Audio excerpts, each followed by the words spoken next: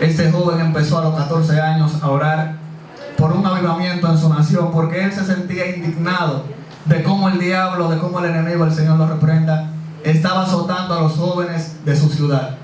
Él estaba afligido porque él veía que las jóvenes estaban sumergidas en la prostitución, los jóvenes estaban sumergidos en los diferentes vicios. Y él inició a orar y a orar. Y dice la historia, que pasaron 10 años. Y a los 10 años Dios se le apareció, Dios le habló en visión y le dijo: voy a trastornar el mundo contigo. Voy a hacer cosas tan fuertes y tan contundentes que vendrán personas de todos los rincones de la tierra a ver qué está pasando en este lugar. Y obviamente, hermano, Dios cumplió su palabra.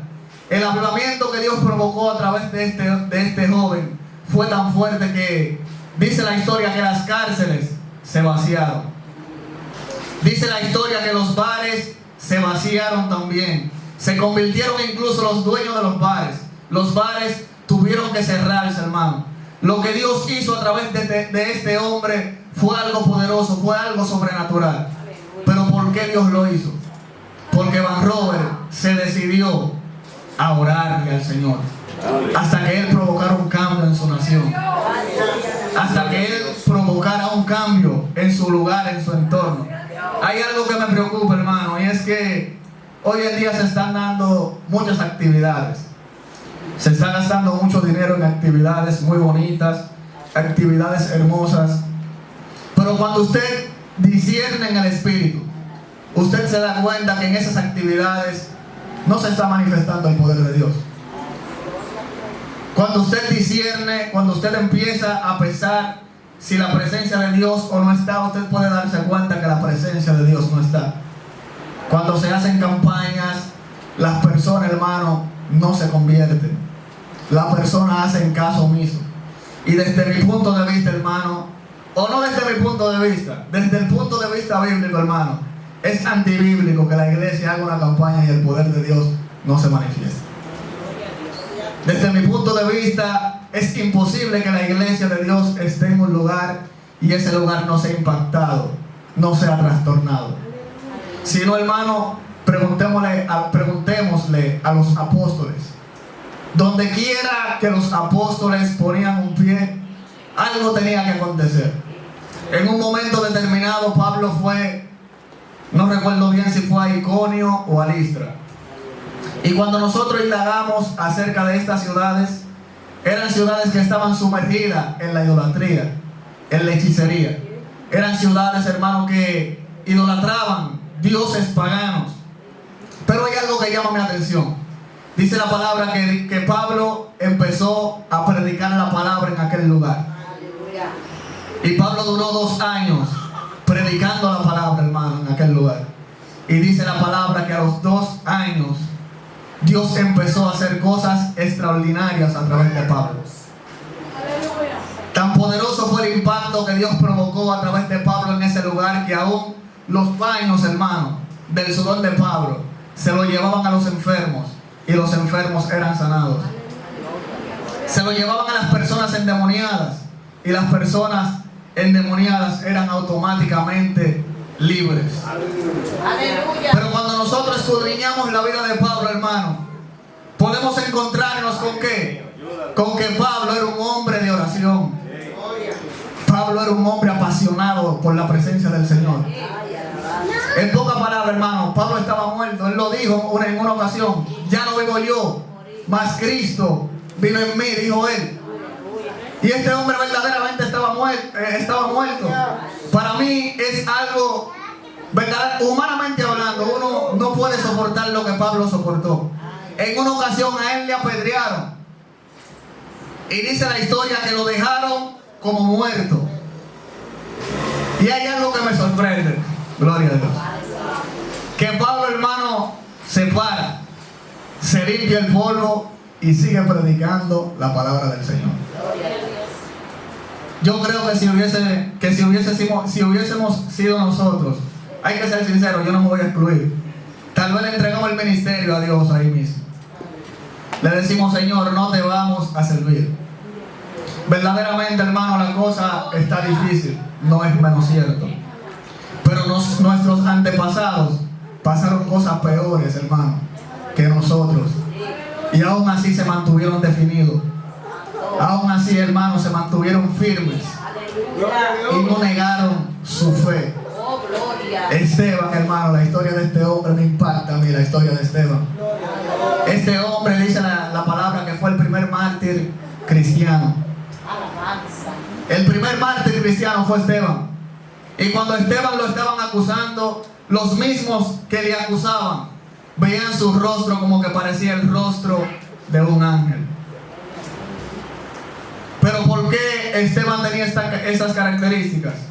Número uno, porque era un hombre de oración. Y número dos, porque era un hombre lleno del Espíritu Santo de Dios. Entonces, hermano, cuando uno compara la situación que está pasando ahora en la actualidad dentro del seno de la iglesia de Cristo, cuando uno la compara con la palabra, uno puede darse cuenta, hermano, que hay un problema verdaderamente. Hay un déficit. Jesús dijo: velad y orad para que no entréis en tentación. Cuando nosotros escudriñamos la vida del maestro, la vida del maestro era una vida llena de oración. El maestro, hermano, vivía para orar. En muchas ocasiones él dejó la multitud para apartarse a lugares donde él estuviera solo, para él orar, para él pasar intimidad con el Padre. Hoy en día, usted me excusa, lo que tenemos es una buscadera de cámara. Lo que queremos es ser exhibidos. Lo que queremos ser es presentado, hermano. Y cuando nosotros queremos ser exhibidos, cuando nosotros queremos ser presentados ante los hombres, usted sabe qué pasa. Lo mismo que le pasó a Saúl.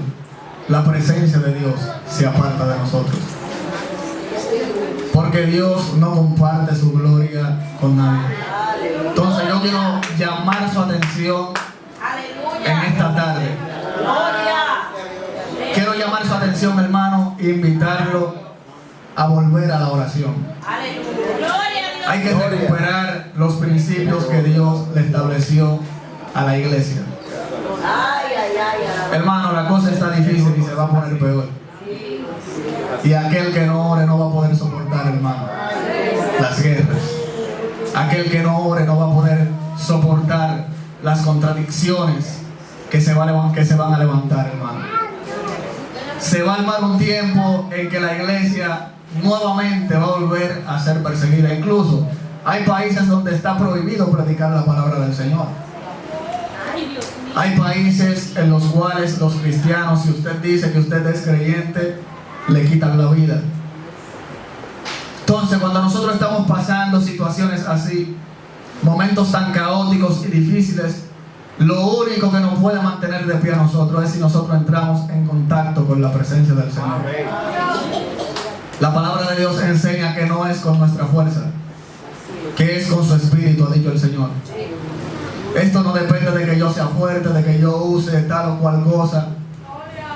Esto depende, hermano, de la presencia del Señor. Esto depende, de que nosotros veneremos su presencia, de que nosotros entremos en contacto con la presencia del Señor. Piérdalo todo, hermano, pero no pierda la presencia del Señor. El día que usted pierda su presencia, automáticamente usted va a ser un muerto vivo. Usted va a ir caminando, pero no será usted que está caminando. Cuando usted pierde la presencia del Señor, espíritus diabólicos se apoderan de usted. Cuando usted pierde la presencia de Dios, en usted entra la desesperación. En usted entra la ansiedad. En usted entra la depresión. Cuando nosotros perdemos la presencia del Señor, nosotros empezamos, hermano, a envidiar. Si no, pregúntele a Saúl. Todas las cosas malas que Saúl cometió fue después que él perdió la presencia del Señor. En el capítulo 16, me parece, si mal no lo recuerdo, allí dice que el Espíritu del Señor se apartó de Saúl. y un espíritu malo de parte del Señor le atormentaba. Y de ahí en adelante, hermano, la historia de Saúl empieza a ser otra. De ahí en adelante la historia de Saúl cambia drásticamente. ¿Por qué? Porque se apartó de él el Espíritu Santo. Se apartó de él su presencia. Cuando la presencia se aparta de nosotros, nosotros somos comunes. Cuando la presencia de Dios se aparta de nosotros, el miedo, el temor, la angustia se apodera de nuestras vidas. ¿Y qué provoca, hermano, que la presencia del Señor se aparte de nuestras vidas? La falta de oración. Gloria a Dios. La falta de oración es la que provoca que la presencia del Señor se aparte de nuestra vida. La oración es uno de los alimentos espirituales que Dios nos dejó para nutrir nuestro espíritu. Hágase una pregunta. Si usted no come hoy, ¿cómo se siente su cuerpo? Se siente decaído, se siente débil. Lo mismo pasa cuando usted dura un día sin orar. A diferencia que es su espíritu se siente débil, su espíritu se siente decaído, su espíritu se siente desfallecido, porque usted no le puso los nutrientes necesarios a través de la oración ese día a su espíritu. La oración, hermano, es importante.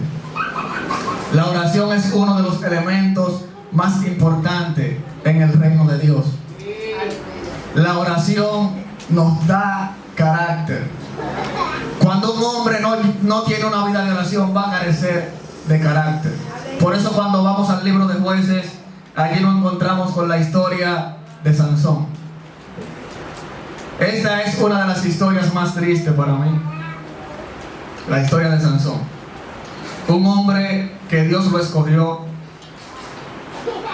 desde antes de su nacimiento. Este muchacho Dios lo escoge para que juzgara a Israel, para que peleara las batallas de Jehová. Pero este hombre, hermano, no tenía contacto con la presencia del Señor. Cuando usted lee la historia del libro de los Jueces, usted puede darse cuenta que Sansón oró 2 veces solamente, según registra el libro. La primera fue cuando venció a los 1000 filisteos con la quijada de un asno, y oró por una necesidad, no porque tenía pasión por su presencia, oró porque tenía sed. Le dijo: Señor, después de tú haber entregado esta gran victoria a través de tu hijo, ¿lo vas a dejar morir de sed? Y la otra ocasión en la cual Sansón oró fue cuando estaba a punto de morirse. Fue cuando estaba al borde de la muerte. Fue cuando estaba al borde de la desesperación. Y la oración que hizo fue: Señor, devuélveme la fuerza para yo tomar venganza de mis enemigos. O sea, hermano, Sansón nunca honró la presencia del Señor. Sansón nunca se preocupó por él tener contacto con Dios, por él tener una relación estrecha con el Espíritu Santo de Dios. Y cuando nosotros no nos preocupamos por tener contacto con el Espíritu Santo de Dios a través de la oración, vamos a ser personas con falta de carácter. Y la falta de carácter es un estorbo para nosotros poder cumplir con nuestro propósito aquí en la tierra, para nosotros poder cumplir con el propósito que Dios nos encomendó aquí en la tierra. ¿Usted sabe por qué? Porque una persona con falta de carácter se deja mover de su posición fácilmente. Saúl tenía una encomienda, y era que acabaran con todos los amalecitas. Y cuando el profeta va a confrontarlo porque no acabaron con todos los amalecitas, él le echa la culpa al pueblo. Pero la culpa no era del pueblo, la culpa era de él, porque él era la cabeza, él era el líder. La falta de carácter llevó a Saúl a perder el reinado. Yo decía en estos días que tal vez si Saúl no hubiese cometido ese pecado, de él hubiese salido el Cristo. Porque el reinado no estaba diseñado para la descendencia de David. era para la descendencia de Saúl, hermano. Pero por la falta de carácter que Saúl tenía, él perdió este privilegio. Perdió el reinado por su falta de carácter. Y esa falta de carácter se apoderó de Saúl por la falta de relación con el Señor, por la falta de oración, por la falta de contacto con el Padre. Entonces yo quiero invitarlo a usted, hermano, en esta mañana, en esta tarde, perdón, a recuperar su vida de oración. Aleluya. Recupere su vida de oración. Cuando usted ora, los cielos se abren a su favor. Las bendiciones del cristiano no dependen de nada secular, hermano. Las bendiciones del cristiano dependen de su intimidad, de su vida de oración con Dios. Por eso yo lo invito en esta tarde a volver a la oración. Sea sincero con usted mismo. Vamos a ser sinceros con nosotros mismos hoy. Y ahí mismo donde usted está sentado, empiece a meditar. Si usted está teniendo un devocional de oración como Dios le manda, si usted está teniendo un devocional de la lectura de la palabra como Dios le manda, la oración es poderosa. A través de la oración nosotros recibimos la unción. A través de la oración Dios nos inviste a nosotros de poder, del poder de su presencia. Pero todas esas cosas son a través de la oración. Póngase de pie, por favor. Gloria.